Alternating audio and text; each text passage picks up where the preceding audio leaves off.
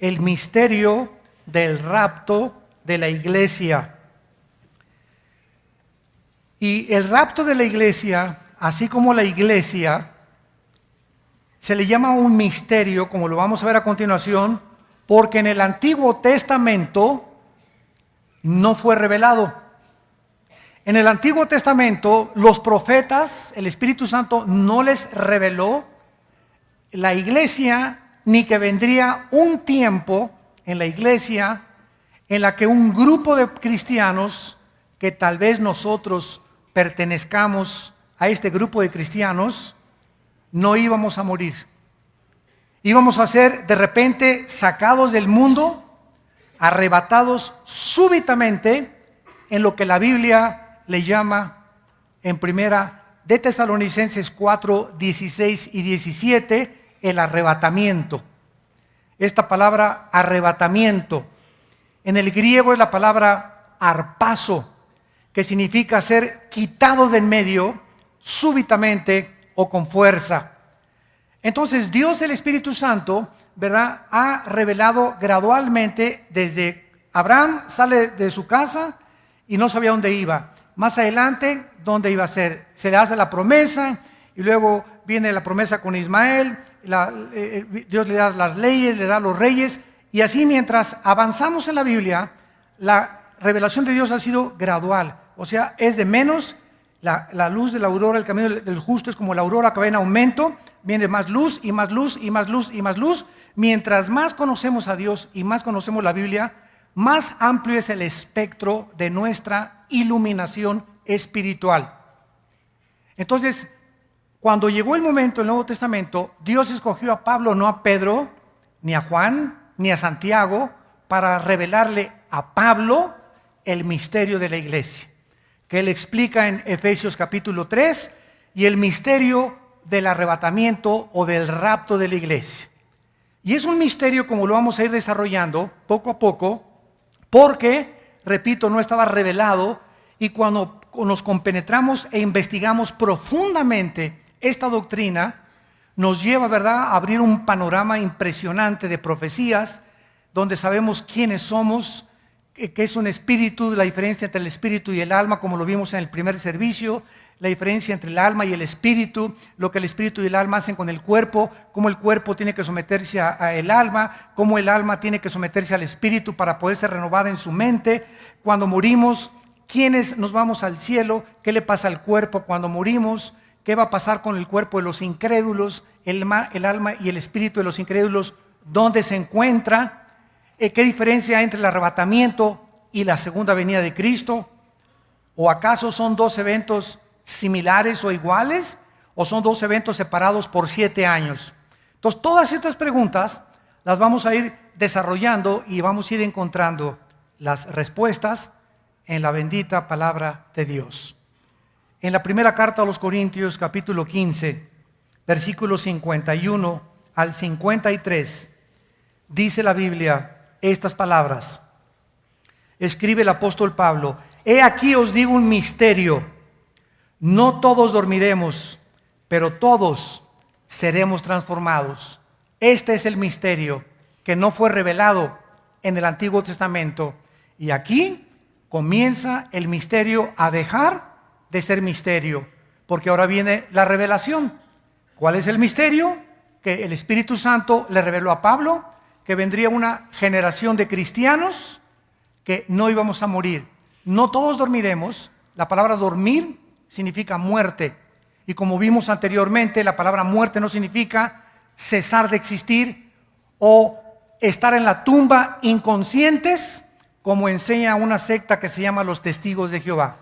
Cuando la Biblia habla de dormir, se refiere al cuerpo nada más, no al alma ni al espíritu. El alma y el espíritu, en el momento de la muerte, nos vamos al cielo, el cuerpo es enterrado, y allí en el cielo tenemos un cuerpo intermedio temporal, Apocalipsis 6, del 11 en adelante, donde esperamos venir con Cristo en la segunda venida, y ya con el cuerpo resucitado y glorificado, pero resucitado en el día del arrebatamiento. Entonces, el misterio es que en el Antiguo Testamento no se sabía que vendría un tiempo cuando la última generación de cristianos serían transformados, no moriríamos, y ojalá que seamos nosotros esa generación, que tal vez venga Cristo en la tarde, o mañana en la noche, o pasado mañana, pero el rapto es el próximo evento profético de la Biblia. Es el próximo evento profético del calendario escatológico de la palabra de Dios, el arrebatamiento de la iglesia. Ahora, hay una diferencia entre el arrebatamiento de la iglesia y la segunda venida de Cristo, y esto es muy fácil. Yo todavía hace algunos años, hace 5, 7 o 8 años atrás, todavía es que el estudio de la profecía es maravilloso porque no te puedes dar por vencido. A veces dices, no, ya me doy por vencido, ya no entiendo, aquí es un relajo. Unos dicen que es antes, otros que a la mitad, otros que al final, y dejan de estudiar. Y no se trata de eso, se trata de perseverar y seguir estudiando. Y cuando estudias la Biblia es como cuando comes pescado. Comes pescado y te sale una espina, y no porque tengas una espina ya no sigues comiendo, sino que agarras la espina y la haces a un lado y te sigues comiendo la carne. Así cuando venimos a la Biblia encontramos cosas que, híjole, no le entiendo esto. Bueno, no trates de entenderla ahorita porque a lo mejor no tienes la estatura espiritual ni la comprensión espiritual para entender lo que estás leyendo. Sigue leyendo lo que puedes digerir. Y más adelante, tal vez en 2, 3 años, vas a entender lo que no entendías anteriormente. Pero tenemos que ser perseverantes y pacientes. Un niño de 4, 5, 6 años de edad le enseñan aritmética, a sumar, a restar, pero a ese niño no le puedes enseñar raíz cuadrada. Entonces después vienen los quebrados, después la raíz cuadrada, el cálculo diferencial, las ecuaciones, ¿verdad? Las matemáticas cuánticas, pero todo tiene un proceso, tiene todo un desarrollo. Pero un niño no puede aprender quebrados si no sabe sumar. Entonces tú tampoco esperes comprender Ezequiel y Job y muchas cosas de Génesis y el Apocalipsis si tienes 5 o 10 años en Cristo. Ten calma, ¿verdad? Sigue estudiando y la revelación va a ir viniendo a tu mente conforme tú tienes tu corazón abierto a la palabra de Dios. Dice el versículo 52, en un momento, en un abrir y cerrar de ojos, o sea, el arrebatamiento de la iglesia viene con la velocidad con la que tú parpadeas. En milésimas de segundo, de repente, millones de personas en el mundo desaparecemos. Aviones que se van a estrellar porque desaparecieron los pilotos. Choferes que van a desaparecer y accidentes en las carreteras porque desaparecieron los choferes. Tal vez tu esposo vas a amanecer y ya no está, o no va a estar tu esposa cuando amanezcas. Vas a andar preguntando, se fue con el lechero. Tus hijos no los vas a encontrar, o los hijos no van a encontrar a sus papás. Millones de cuneros en los hospitales, desaparecieron los niños menores de edad, y vamos a ver un caos internacional de que millones de personas desaparecieron. Ahora, la diferencia más importante, como les comentaba yo, entre el arrebatamiento y la segunda venida, donde ya no tengo absolutamente ninguna duda, es la siguiente: no hay ninguna señal para anunciar el rapto. No hay ninguna señal que nos diga estamos cerca del rapto. Es inminente en cualquier momento, y Cristo lo dijo como ladrón en la noche. Siempre que vean ustedes esta expresión, 1 Tesalonicenses capítulo 5, como ladrón, vengo como ladrón en la noche, se refiere a el arrebatamiento. ¿Por qué? Porque la segunda venida viene con muchas señales. Y el sol se oscurecerá y la luna no dará su resplandor, y verán la señal del Hijo del Hombre, Mateo 24, en el cielo. O sea, los que están en la tribulación y vean que el anticristo firma un tratado de paz y viola el tratado de los 3 años y medio, todos los cristianos saben exactamente de aquí a 3 años y medio viene Jesucristo. Pero en el arrebatamiento no hay señales, viene como ladrón en la noche. Y dice la primera carta a los Tesalonicenses capítulo 5, ustedes no están en tinieblas para que aquel día los sorprenda como ladrón. Entonces es clarísimo, ¿verdad?, que el arrebatamiento es antes de la tribulación, y cuando vengamos con Cristo, venimos con Él, mientras ya fuimos juzgados por nuestras obras en el cielo, para establecer su reino milenial. Muy bien, en un momento, en un abrir y cerrar de ojos, a la final trompeta, y esta trompeta no es la trompeta del Apocalipsis. Yo he leído muchos libros y comentarios que han dicho, ¿verdad?, que es la última, la séptima trompeta del Apocalipsis, el arrebatamiento. No es esa. Las trompetas, como lo vamos a ver más adelante, las trompetas del Apocalipsis son de juicio, que están anunciando juicios de Dios que caen sobre el mundo. Aquí está hablando de la fiesta de las trompetas que se celebraba en Israel. Y escúchenme muy bien, esta fiesta se celebraba entre septiembre y octubre. Y si Cristo cumplió la Pascua y los panes sin levadura y la expiación, falta solamente en el calendario judío, que es de nosotros también y que es un tipo de las enseñanzas de Cristo, falta la fiesta de las trompetas. Y yo estoy seguro, ¿verdad? Estoy seguro que si el rapto viene en el mes de septiembre, porque es cuando se cumple la fiesta de las trompetas. Y si se va a tocar las trompetas es para que se cumpla esta fiesta, y después viene la fiesta del Rosh Hashanah y después la del Sukkot, que es los tabernáculos que vamos a celebrar en el milenio. Entonces, ¿verdad?, de acuerdo al calendario judío, entre septiembre y octubre es la fiesta de las trompetas. Y si es exactamente conforme a las conmemoraciones de los festivales judíos, podemos saber que puede ser cualquier día de cualquier año, no sabemos el día ni la hora, ¿verdad?, que pueda suceder cuando se cumple la fiesta de las trompetas, sin ser dogmáticos desde luego.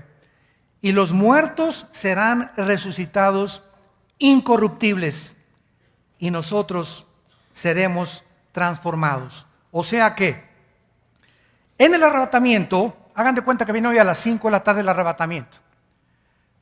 Antes de las 5 de la tarde, todos los cementerios, desde Cristo hasta hoy a las 5 de la tarde, están llenos de cuerpos de cristianos.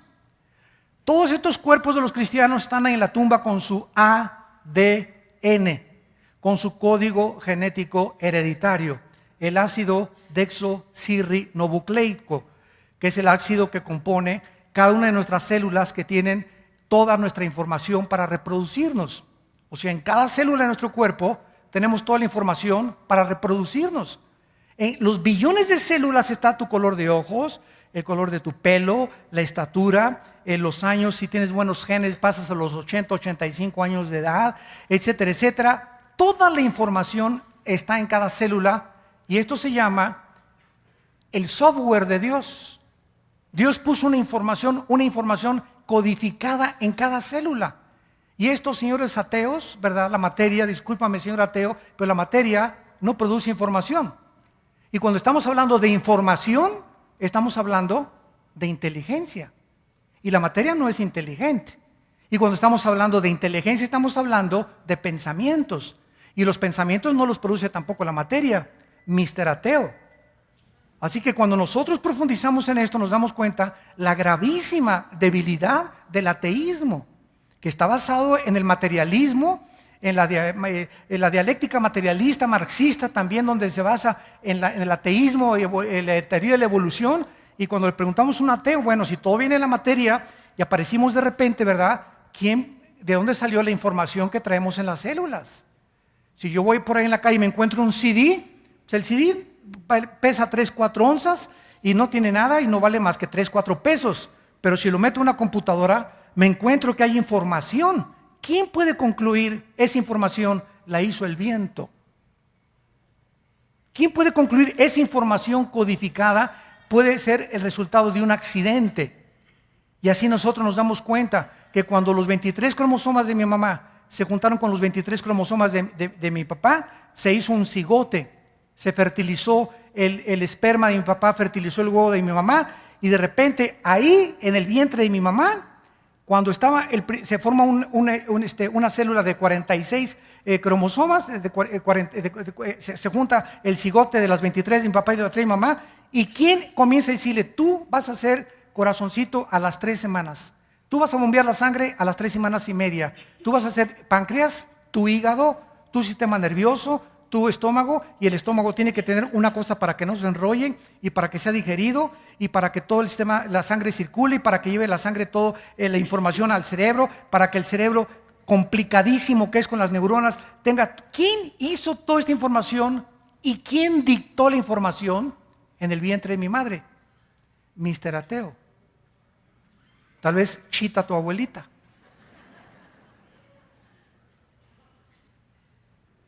Profesando ser sabios, dice Romanos 1:21, los científicos se volvieron necios. Entonces, esto cabe dentro de la lógica y del razonamiento. La materia no produce información, la materia no produce pensamientos. Y esta es la grande incógnita y la grande debilidad que tiene el ateísmo. Muy bien, yo les recomendaría, ¿verdad?, desde luego que consigan la conferencia, primer servicio, ¿verdad?, y la primera parte, y todo esto es un resumen para que los que no puedan, ¿verdad?, sepan de qué se trató la introducción a esta preciosa conferencia y serie, El misterio del rapto de la iglesia. Vimos también anteriormente que el hombre es espíritu y la mujer también, alma y cuerpo. El espíritu, nacimos todos, Efesios 2:1, muertos espiritualmente. La palabra muerte no significa aniquilación ni cesar de existir. La palabra muerte significa separación. Nacimos separados de Dios con el alma y con el cuerpo. Pero como Dios es espíritu, el hombre nació sin poder comunicarse con Dios. Pero aun cuando nacimos espiritualmente muertos, en el alma existe la conciencia de la eternidad. Eclesiastés 3:11. Dios puso en la imagen arruinada y corrompida con la que nacimos de Dios la conciencia de que somos eternos. Por eso los egipcios enterraban a sus muertos con comida. No hay ninguna religión que no haya creído en el más allá, en los dioses. Los aztecas ofrecían sacrificios humanos, los mayas también.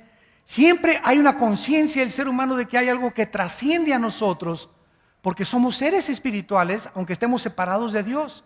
El alma nos da testimonio de que esta vida no lo es todo. Entonces Cristo, cuando hace su aparición en el escenario mundial, platica con un hombre llamado Nicodemo. Era súper, le decían San Crisóstomo de Tlalnepantla.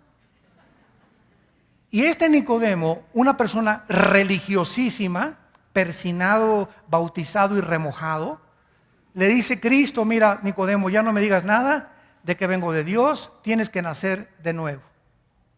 Toda la información que tienes es religiosidad. Y las religiones fueron inventadas porque, como sabemos que traemos la conciencia de Dios y no sabemos, adoramos a un Dios que no conocemos, inventamos las religiones desde Caín hasta nuestros días. Caín es el padre de las religiones, cuando quiso traerle a Dios una ofrenda conforme a sus buenas obras, porque todas las religiones es el sistema humano que ha inventado para sustituir el plan de la salvación de Dios. Y todas las religiones, sin excepción, musulmanes, judíos, católicos o protestantismo, o la que tú me quieras mencionar, hinduismo, budismo, todas enseñan buenas obras, pórtate bien para ir al cielo, y a sacrificios humanos. O sacrificios que te vayas caminando, que te sangren las rodillas, que prendas veladoras, el día de muertos, ¿verdad? Como estaba mi esposa y yo platicando con una señora, y me dice: ¿usted no sabe el día de los muertos? Y le digo: no, fíjese que cuando los muertos, dice la Biblia, le dijimos a la señora esta, dice la Biblia que te vas a la tumba, señora, y tu alma y tu espíritu se van al cielo, y si no eres cristiano, desciendes al centro de la tierra, como lo vamos a ver, que se llama el infierno. Pero, entonces dice: bueno, dice, pero precisamente, dice, en el día de muertos prendemos veladoras para alumbrar en el infierno. Para alumbrar a los muertitos. Bueno, mi esposo y yo nos atacamos de la risa, ¿no? Cuánta inocencia esta pobre señora, ¿no?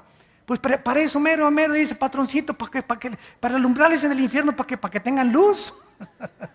Bueno, en el infierno no hay luz, ¿verdad? Son tinieblas totales. Entonces, pues todas estas costumbres, ¿de dónde vienen, verdad? De tradiciones paganas, donde la gente que las hace es porque no conoce la revelación de Dios en las Escrituras de qué pasa con los muertos. Y ya ningún muerto nos oye, ningún muerto tiene comunicación con nosotros, y tú le puedes llevar a, como dijo el chiste, ¿verdad? Que el día de muertos llegó la señora Pompidou, ¿se acuerdan de ese chiste? llegó al cementerio con sus flores, a darle flores al muertito, y estaba junto a la otra tumba la India María, con una olla de mole, y le dice a la señora Pompidou: India bruta, ¿para qué le traes el mole a tu muertito? ¿Cuándo se lo va a comer? Y le contestó la India María: cuando venga el suyo por las flores. Digo, tanto los ricos y cultos, ¿verdad?, igual de paganos que los pobres y letrados e ignorantes. Así que bueno, todo esto son costumbres que lo hacemos y lo hacíamos. Bueno, no lo hacemos ya, ¿verdad? Lo hacíamos porque éramos ignorantes de la revelación en la palabra de Dios. Vayamos al Evangelio de Lucas, capítulo 16, y vamos a ver a continuación Lucas 16, la cortina que Cristo nos abre del mundo espiritual de los muertos. Y Cristo nos muestra dónde iban todos los muertos, los espíritus de los muertos, antes de que Él muriera en la cruz. Y después de que veamos esto, esta escena, este escenario, vamos a ver de la cruz ahora a nuestros días, que ya la cosa cambió para ciertos espíritus que son los de los justos, porque de la cruz a nuestros días, ausentes del cuerpo, presentes en el Señor. 2 Corintios 5, del 9 al 10. Entonces, antes de Cristo vamos a ver que desde Caín, que mató a Abel, desde Abel, el primer muerto, hasta Cristo, todos los seres humanos que morían, buenos y malos, todos sin excepción, descendían al fondo de la tierra, al centro de la tierra. Y esta palabra que se usa es en el hebreo Sheol, que significa el lugar de los muertos o el de la sepultura. Cuando la Biblia se tradujo del hebreo del Antiguo Testamento al griego, esta versión se llamó la Septuaginta, y entonces la palabra Sheol se transliteró o se tradujo con la palabra Hades, con H, Hades, que es la misma palabra que se usó en el hebreo Sheol para el lugar de los muertos. Vayamos pues a ver esta historia, que no es, ojo, no es una parábola, porque en las parábolas Cristo dice claramente: aquí les digo la parábola, o son ilustraciones de cosas espirituales terrenales. Y aquí está hablando de un acontecimiento de la historia de dos personas que mientras estaban en vida murieron. ¿Y a dónde fueron cada una de las dos? Versículo 19.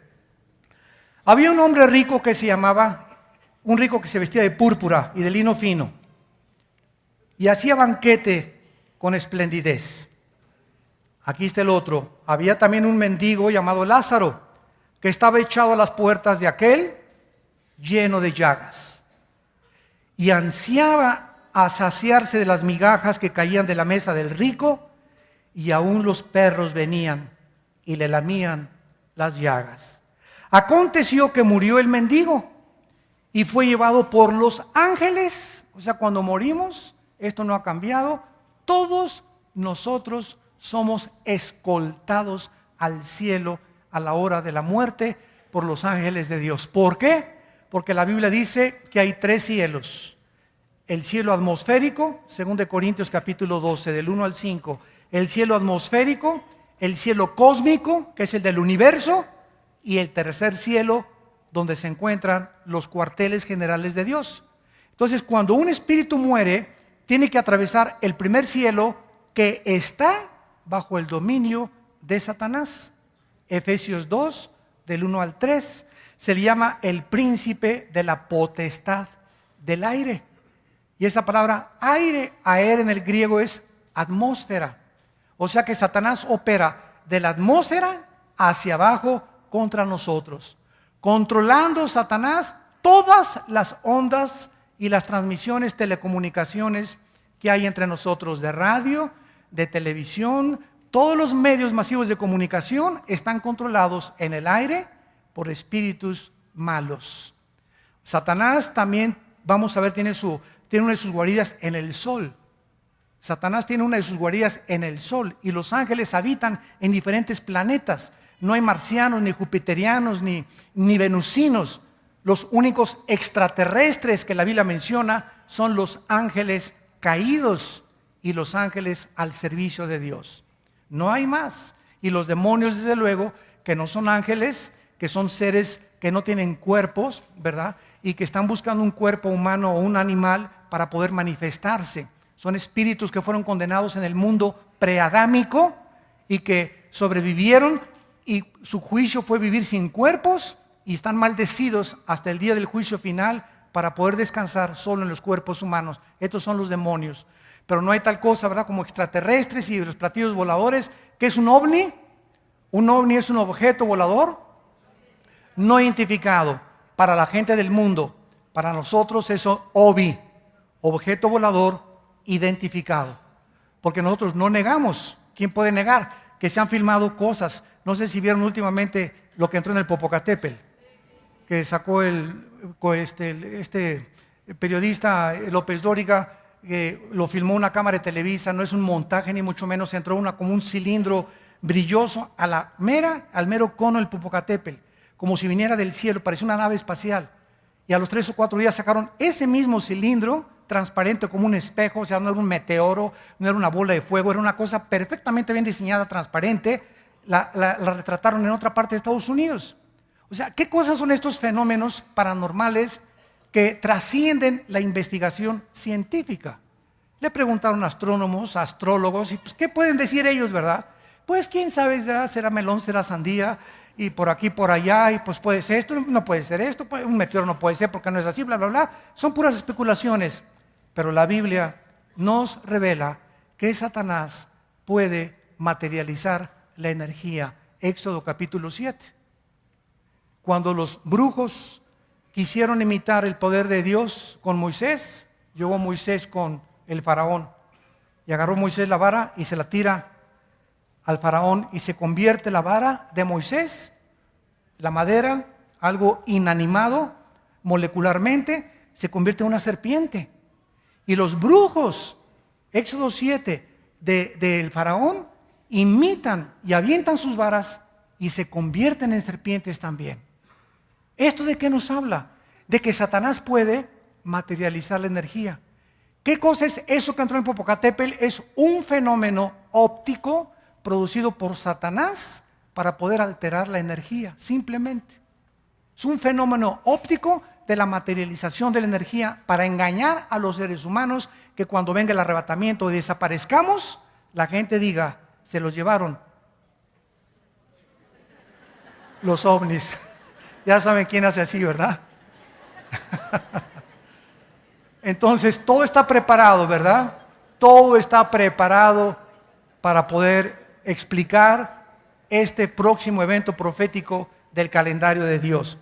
Bueno, entonces regresamos a nuestra historia. Murió el mendigo, fue llevado por los ángeles al seno de Abraham, y murió también el rico y fue sepultado. O sea, su cuerpo del rico fueron metido al cementerio.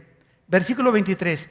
Y en el Hades, o sea, fue sepultado su cuerpo, pero en el Hades alzó sus ojos. O sea, las personas que mueran y no tengan a Cristo, cuando desciendan al infierno, van a poder seguir viendo. Número 1, alzó sus ojos, estando en tormentos. Número 2, están siendo ya atormentados. Número 3, y vio de lejos a Abraham y a Lázaro en su reino. ¿Cómo reconoció este rico que quiso vivir explotando a los pobres? Porque es el mensaje de Cristo, a los que explotan y hacen sus riquezas a expensa de la explotación de los marginados. ¿Cómo pudo esta persona ahí en el infierno ver de lejos y decir, ese es Abraham? ¿Cómo pudo Juan, Pedro y Santiago en el monte de la transfiguración, cuando Cristo se aparece con Elías y con Moisés? ¿Cómo supieron que eran Moisés y Elías? No había cámaras Polaroid, no había cámaras fotográficas, no había ninguna foto de ninguna persona en el Antiguo Testamento hasta que se inventó la cámara fotográfica. ¿Cómo reconocieron? ¿Cómo supo que era Lázaro? ¿Cómo supo que era Moisés? ¿Cómo supo que era Elías? Porque en el mundo espiritual existe otro conocimiento que se llama intuición. intuitivo y que lo desarrollamos en el mundo que tenemos ahorita a través del desenvolvimiento del Espíritu Santo y se llama discernimiento espiritual. Permítanme explicarles, pedir más despacio. En Hechos 5, Ananías y Zafira se acercan a Pedro, le robaron a Dios. ¿Quién le dijo a Pedro que Ananías y Zafira le habían robado a Dios? ¿Quién le dijo? Claro, ¿por qué le mintieron al Espíritu Santo? Les dijo Pedro, ¿verdad? Porque Pedro, hay un conocimiento intuitivo que se llama discernimiento y muchos cristianos podemos ver a una persona inmediatamente, sentir su espíritu y saber que esa persona o está amargada, o tiene paranoia, o está asustada, o tiene mucho odio en su corazón. Podemos comenzar ya a distinguir espiritualmente el reflejo de la mirada de los ojos. ¿No es verdad? Bueno, esto es un conocimiento parcial que da el Espíritu Santo. En la otra vida será total. Y cuando estemos en el cielo, ese es Adán. Ahí va Elías, porque vamos a conocerlos en el Espíritu. Vas a reconocer si está tu mamá en la tierra o tu papá, los vas a reconocer intuitivamente, porque es el conocimiento espiritual. Porque en el cielo no vas a tener el mismo cuerpo, ni las narices de cotorro de África que tienes ahorita, ni las orejas de papalote que tenemos algunos, ¿verdad? Entonces vamos a tener un cuerpo perfecto y va a ser muy difícil. ¿Cómo voy a reconocer a mi hermano si vamos a ser cuerpos perfectos? Todos se van a parecer a John Travolta. Entonces se llama conocimiento intuitivo. Alzando los ojos le dijo: ten misericordia de mí. Las personas en el infierno pueden ver de lejos, pueden reconocer y están viviendo atormentadas y están pidiendo en el infierno misericordia. Ten misericordia de mí. Y dijo Padre Abraham: y envía a Lázaro para que moje la punta de su dedo en el agua y refresque mi lengua, porque estoy atormentado en esta llama. Imaginen ustedes, ahí en el infierno siguen creyendo que los hombres tenemos poder. En lugar de decirle: Señor, ten misericordia, él cree que Abraham lo puede ayudar. ¿Y no éramos así nosotros? Padrecito, nos hincábamos: ore por mí, hermano, ore por mí. ¿Sabes una cosa? Puedo orar por ti, pero finalmente el que te va a resolver el problema es Dios. No pienses que el pastor o el cura o el papa o San Crisóstomo o San Marcos o Santa María la Redonda te van a ayudar. Es Dios, es único mediador, Jesucristo, a través de él que te puede contestar tus oraciones. Hermano, porque así vengo yo, ¿verdad? A los pastores y tengo las filas que saludo a la gente. Écheme la bendicioncita, ¿verdad? Ya ratito me van a decir: échame agua bendita también. Porque traemos eso, lo traemos ahí arraigado, ¿verdad? Que écheme la bendición, ¿no? Bueno, ¿qué es cosa mágica? Que soy Aladino y la lámpara maravillosa, ¿verdad? Ya no es porque te haga así la bendición, ya te vas a ir contento a tu casa. Écheme la bendición para que me vaya bien. Oye, espérame tantito, esto no es brujería. No funciona de esa manera. Si te va bien en la vida es porque vives cerca de Dios, no porque te echó la bendición un hombre. La bendición sirve, ¿verdad?, para que tú la recibas y vivas y te apropies de esa bendición. Entonces este hombre está pidiendo ayuda a Abraham de una forma ignorante todavía. Y le dice así: para que moje la punta de su dedo en agua y refresque mi lengua. En el infierno viven atormentados, pueden ver, pueden reconocer, van a pedir misericordia y van a tener sed. Que dice Juan 7: vengan a mí los que están sedientos, que yo les daré de beber. Y será como una fuente que salte de agua vida. Ahorita, tú que me estás escuchando y en la televisión, estás vivo, estás viva. Tú no sabes si esta conferencia es la última vez que Dios te habló. Y ahorita Dios te está diciendo: ven a mí, ven a mi Hijo Jesucristo. Y tú vienes ahora, y esa sed que tú tienes, ese vacío, esa lucha, esa desesperación, esa inseguridad de tu vida, Cristo la puede llenar. Cristo es el único que te puede satisfacer, no tu esposo, no el dinero, no la política, no el petróleo, no nada. Es Él, porque nacimos con necesidad de Dios. Y hasta que tú no sientas esa necesidad de Dios, tu alma no va a poder ser satisfecha. Mojen, por favor, una sola gota de agua, una sola. ¿Se imaginan qué tormento es ese? una sola gota de agua me basta, que me la pongan en mi lengua, y ya con eso vuelvo otra vez a experimentar. Cuando yo estaba en vida, qué rico era tomarme medio litro de agua. Y dice a continuación, Abraham entonces le contesta, hijo, acuérdate, las personas que están en el infierno seguirán teniendo memoria. Tienen memoria, eso es una parte del tormento de ellos. Seguirán acordándose. ¿Y qué le dice Abraham? Acuérdate que recibiste tus bienes en vida y Lázaro males, pero ahora ve la diferencia. Él es consolado y tú eres atormentado. Ahí te vas a acordar, mi mamá cuántas veces me habló de Cristo. Mi esposo cuántas veces me dijo, mi esposa cuántas veces me dijo, lee la Biblia, y yo, cállate vieja, no me estés molestando, vete con tus religiosos, y de repente te morís, ahorita a la salida pasa un camión, Dios no lo quiera, ¿verdad? Y te aplasta como tortilla de harina, y te vas al otro Laredo, y de repente estás ahí, ¿verdad? Y te das cuenta, y ya no hay retorno, no hay regreso, jamás podrás arrepentirte, porque Dios nos ha dado una sola vida para arrepentirnos de nuestros pecados. Hoy es el día de la salvación, hoy es el día de tu arrepentimiento. Si oyes su voz, no te endurezcas hoy, porque Dios te está hablando a tu corazón. Ahora dice el versículo 26, además de esto, y vean ustedes esto, ahí en el centro de la tierra, una gran cima, o sea, había una como barda, o como tal vez una zanja inmensa que estaba dividiendo a los que estaban en el infierno de los que estaban en el seno de Abraham, y también se le llama el paraíso. ¿Se acuerdan lo que le dijo Cristo al ladrón? ¿Hoy estarás conmigo en el cielo? No, en el paraíso, que era el fondo de la tierra. Cuando Cristo muere, desciende al fondo de la tierra junto con el ladrón, y se lleva al ladrón en espíritu y en verdad, y baja Cristo a este lugar, al Sheol, al Hades, y pasa del lado de los que estaban esperando que derramara su sangre en la cruz para llevárselos a los 3 días cuando resucita. Los saca a todos los justos, a Abraham, desde Abraham hasta nuestros días, y se los lleva al cielo. Entonces ahora el Hades, el Sheol, solamente están una sola clase de personas: los espíritus de los incrédulos, que están esperando hasta después del milenio, Apocalipsis 20 del 11 al 15, la resurrección del gran trono blanco, el juicio final.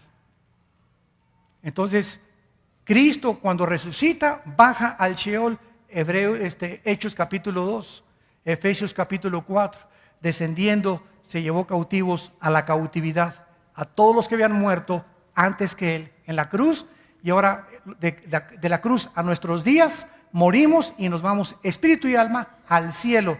El cuerpo desciende a la tumba, tenemos un cuerpo temporal en el cielo, Apocalipsis 6 del 9 al 11, un vestido temporal, y cuando regrese Cristo bajamos ya con Él glorificados a establecer su reino milenial en este mundo. Ahora vean ustedes a continuación lo más trágico de todo, versículo 26. Además está puesto una gran cima entre nosotros, de manera que los que quieren pasar de aquí, o sea, los que quieran brincarse del infierno para acá, imposible, ¿verdad? Y no pueden ir ni de allá, pasar para acá. Bien, versículo 27, vean esto.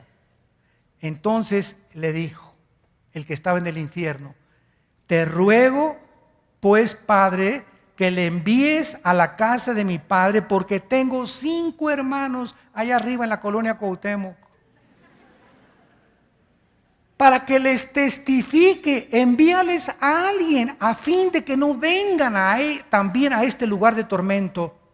En otras palabras, este hombre en el infierno seguía creyendo que los milagros podían convertir a alguien. Y la Biblia es totalmente contraria, que nunca un milagro va a convertir a nadie, porque la fe es por el oír, y el oír por la palabra de Dios. El milagro te va a asombrar y alterar las emociones y los sentimientos, y se paró de la silla de ruedas, hizo esto y el otro. ¿Y cuánto te va a durar? ¿3 días? ¿4 días? ¿Pero qué hizo el milagro? ¿Te transformó interiormente? No.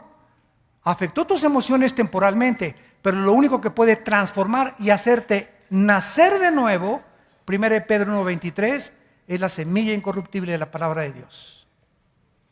De ahí el grandísimo peligro en la época que vivimos de la apostasía, ¿verdad? Que por todos lados ahorita lo mejor que hay es los sanadores. No hay una forma de juntar más gente que diciendo, vengan a ser sanados, porque ¿quién no está enfermo? Hasta de los juanetes estás enfermo. Vengan, o sea, a hacer un espectáculo de la sanidad, un circo de la sanidad. Y a ver, pásale este enfermo por acá, ¿ok?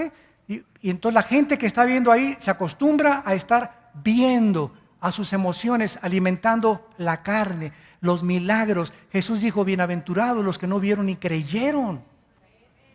Juan 4, 28, 38, ustedes me siguen porque vieron milagros y porque les di de comer pan. Juan capítulo 6.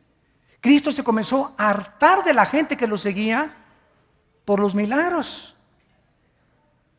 Bienaventurados los que nunca han visto y han creído, porque Dios no quiere que nos convirtamos por eso. Lo que nos transforma es la palabra de Dios. Y aquí lo dice la palabra. Mándales a alguien, versículo 20, y Abraham le dijo, a Moisés y a los profetas óiganlos. Ahí está la Biblia.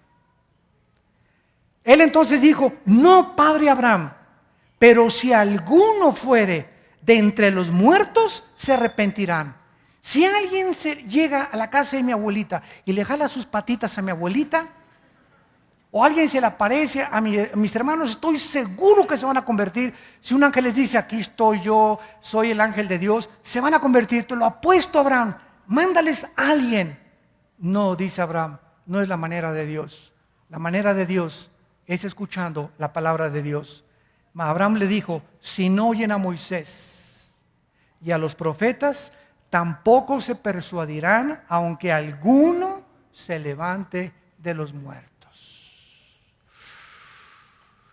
Así que cualquiera de ustedes que nos está oyendo y a través de la televisión, que están siempre esperando, si veo un milagro me convierto, no es cierto, no es cierto, no es cierto.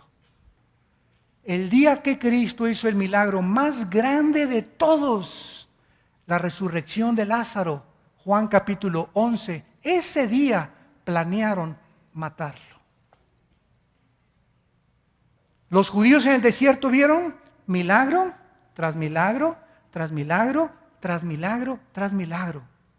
10 plagas en Egipto milagrosas, salvando Dios a sus primogénitos, milagroso. 40 años sin tener oxos, ni superama, ni lecherías, ni zapateros, ni agua para los niños, ni leche para los niños, ni carne. 40 años, más de 2 millones de personas sobrevivieron caminando en el desierto por el poder de Dios. Virgen de la Macarena. Tenían agua y le sacaba Dios de las piedras. ¿Milagros? ¿Quieres milagros? Ellos tuvieron milagros, porque lo hizo Dios para que nos demos cuenta que los milagros no convierten a nadie. Y sin embargo, todos ellos se quedaron y murieron en el desierto por incrédulos. No creyeron a Moisés ni a Dios en su palabra. Así que no es la forma como Dios determinó para que un ser humano conociera y se fuera al cielo a través de los milagros. Y que Dios hace milagros, claro que lo sigue haciendo. Y el más grande de todos es la conversión de un borracho a una persona sobria. Es la persona de un marihuano a una persona sobria. De un adúltero a una persona que ama a su esposa. La conversión y el nacimiento de nuevo es el milagro más grande de Dios. Y Cristo les dijo a los judíos, ¿quieren milagros? Y a los griegos, ¿quieren sabiduría? 1 Corintios 1, Cristo, poder y sabiduría de Dios. El más grande milagro es la resurrección de Jesucristo. Y si Jesucristo resucitó y desde ahí no hiciera ningún milagro, nos basta su muerte para vivir para Él. Y no hacer de los milagros tampoco un negocio, como se está haciendo actualmente en la iglesia, en el mundo.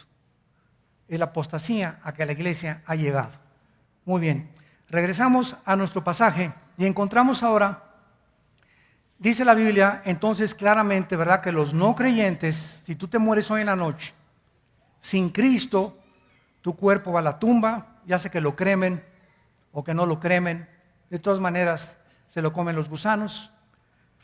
No hay ninguna ley para que lo cremes o no lo cremes. Si tú quieres cremar a tu muertito, crémalo. Si no lo quieres, le quieres poner un ataúd ahí con juntas de plata y con barnizado de oro, échale, gástate todo el dinero que quieras. Se lo estás echando a los gusanos, ¿verdad? Pero la muerte, ¿verdad? Para cristianos y para no cristianos es la misma, es la tumba. Pero el alma y el espíritu del no cristiano desciende al centro de la tierra. Si tú te mueres hoy a las 3 de la tarde, te machucan una bala perdida, una embolia cerebral, un ataque al corazón, inmediatamente se sale tu alma y tu cuerpo y se baja al centro de la tierra.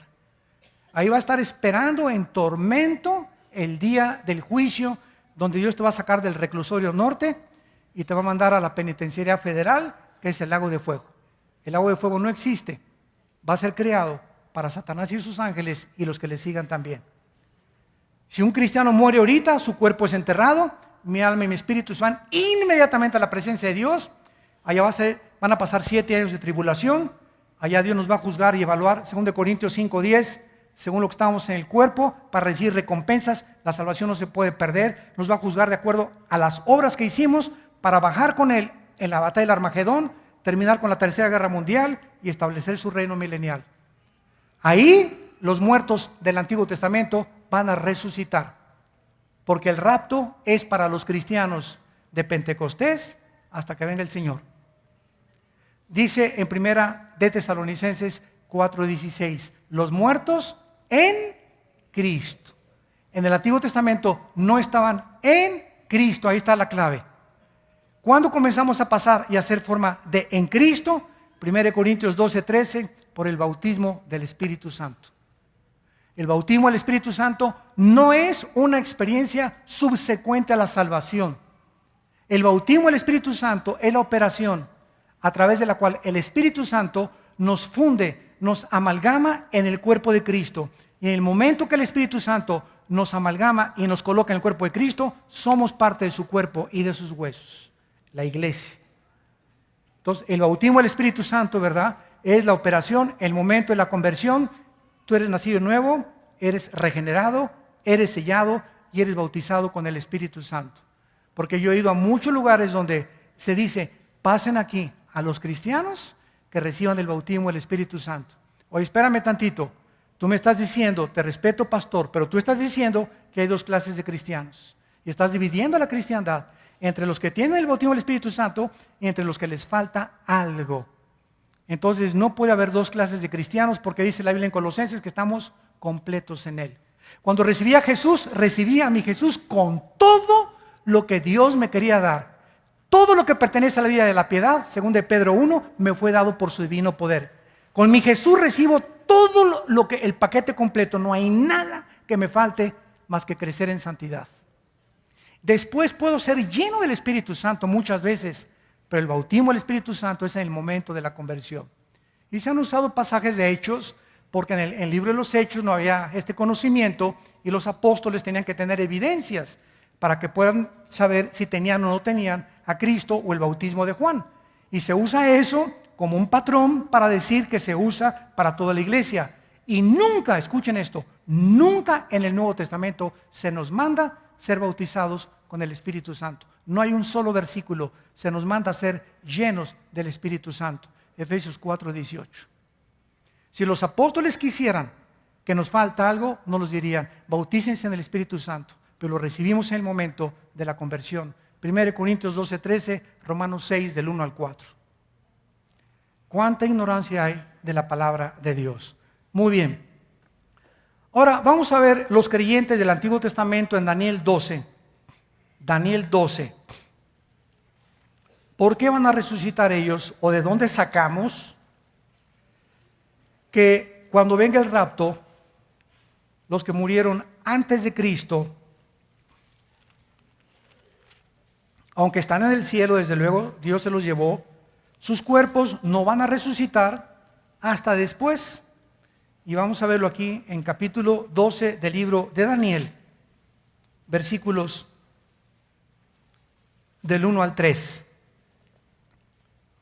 Vean con mucho cuidado. En aquel tiempo se levantará Miguel, ¿a qué tiempo se está refiriendo aquí?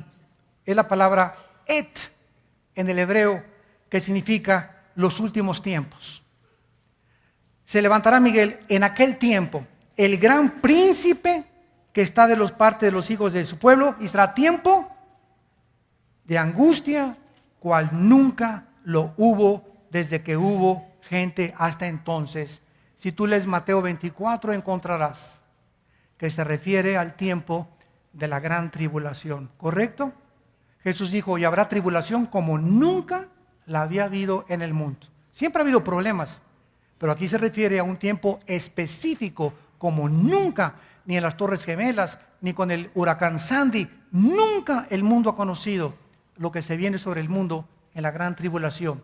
Entonces nos damos cuenta que este pasaje inmediatamente está colocado en tiempos de la gran tribulación, donde Apocalipsis dice, Apocalipsis 12, que Miguel se levanta también para pelear contra Satanás.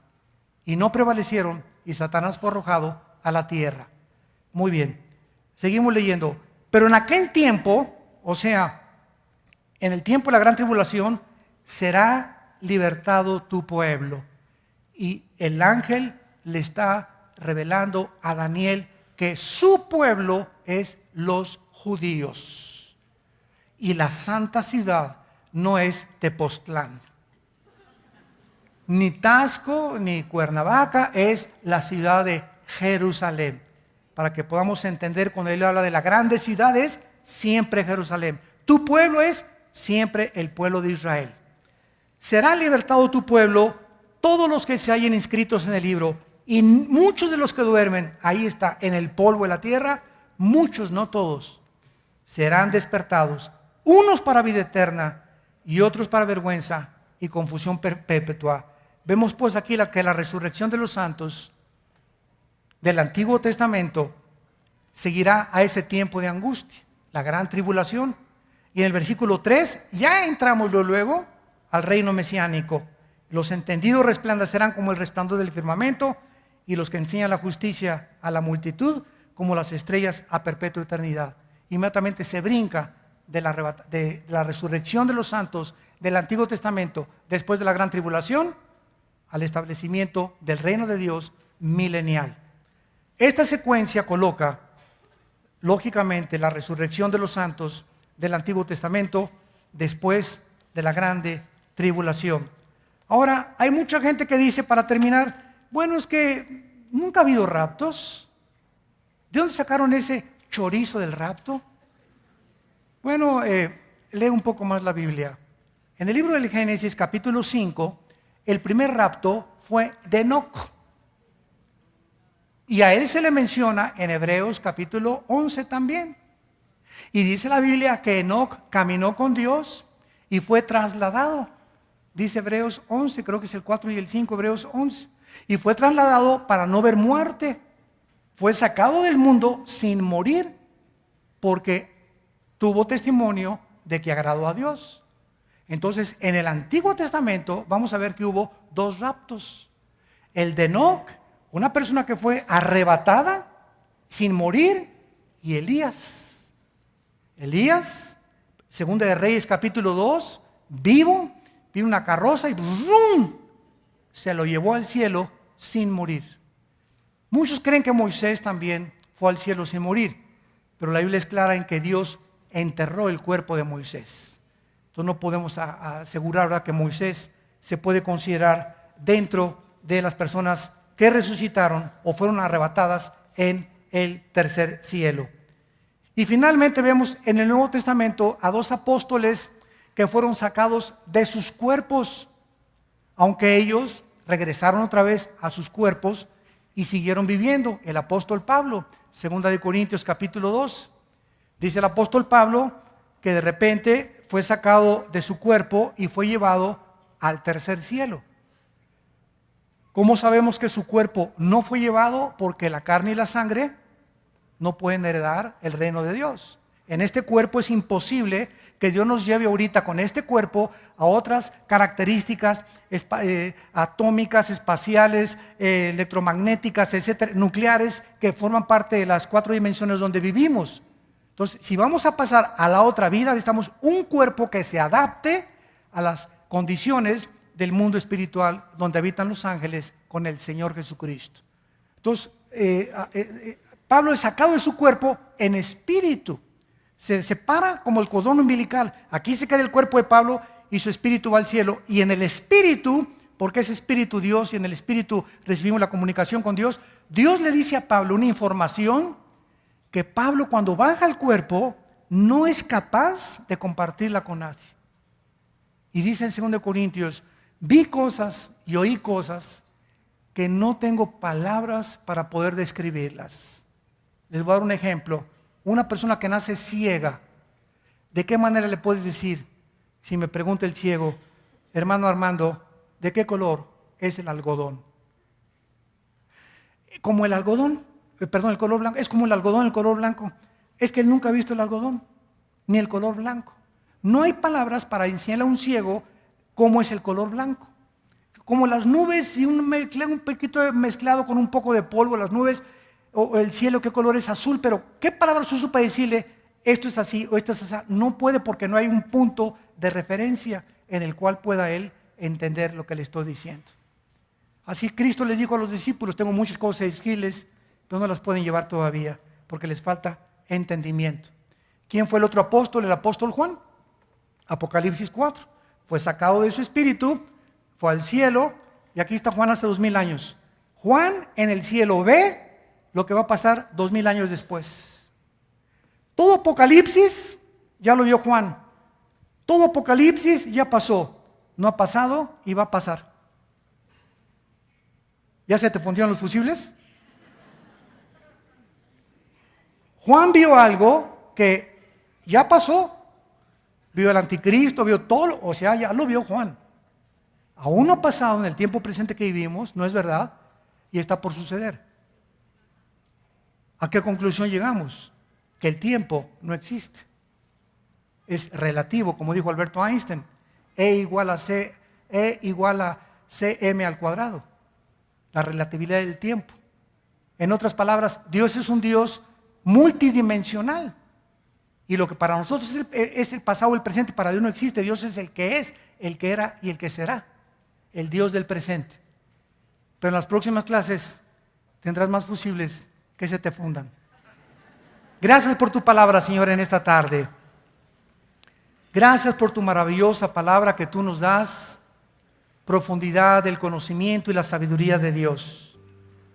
Gracias, Dios mío, porque cosas que ojos no vieron, ni oídos han oído, ni en el corazón han subido, son las que tú tienes preparadas para los que te aman, para los que están buscando tu reino, para los que anhelan ya estar pronto contigo, donde todos estos sufrimientos y aflicciones del tiempo presente no serán comparables con el reino que se ha de manifestar en nuestras vidas. Por eso dice el Señor, no temas, no tengas miedo. Yo soy tu Dios que te ayudo, nunca te dejaré, nunca te desampararé. Estaré contigo hasta el final del mundo. Esfuérzate y sé valiente, pelea la buena batalla de la fe, echa mano de la vida eterna, corre la carrera con paciencia. Despójate de todo peso y de pecado de tu vida y pon tus ojos en Jesucristo, el autor y consumador de nuestra fe. A causa de la esperanza que nos está guardada en los cielos y de la cual hemos oído a través de la palabra verdadera del Evangelio, el cual ha llegado a nosotros con poder y crece y lleva fruto dentro de nuestra vida. Señor, gracias por las almas en esta tarde que tú vas a traer a los pies de Jesús. Y te pedimos que tú los bendigas y que los guardes en su nombre precioso. Amén.